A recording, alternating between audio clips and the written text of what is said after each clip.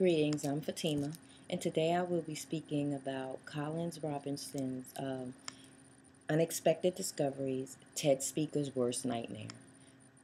I can relate to this because this has happened to me. No one has control over technology and what could happen during the presentation. And here, Mr. Robertson really makes a really awkward situation humorous. During his presentation, he had his presentation up on the big billboard screen and the rainbow wheel came up. Well, like all of us, we have all been in a situation where things haven't went our way. What he did was actually make fun and make mockery and make the whole awkward situation really humorous for the audience, which I thought was really great. He captured the audience by his humor. And how he did this was on the screen, he not only had error pages coming up constantly, he had pinwheel, symbols coming up and taking over the whole presentation display. He had people in the audience with rainbow umbrellas spinning them. There wasn't much content to his speech, but he did make an impact. He also had rainbow streamers coming from the ceiling, rainbow beach balls that the audience was playing with. And what the point I think he was making from his presentation is that no one really has control over what happens during a presentation. Just take what you have and really don't let it stress you out, and make it humorous. Make it something that you can work from. Also, he also made a point that everyone is limited, and in that time, you have to make an impact.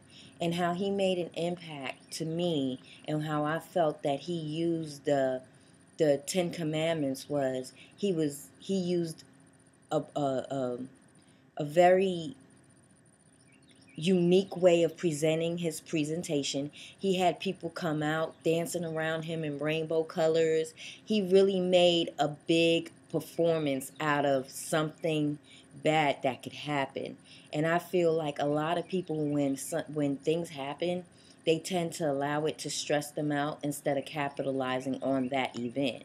And he wasn't able to, of course, present his presentation, but the whole point was the people came out of there knowing that it doesn't matter what happens. You still have to make sure that you get your key points out to your audience, whether it be through visual, speaking, humor, however you feel that you need to make your key points known to your audience. And always remember your presentation. So that way, in case your slides doesn't come up or something, goes wrong with technology, you always have what you know to back you up.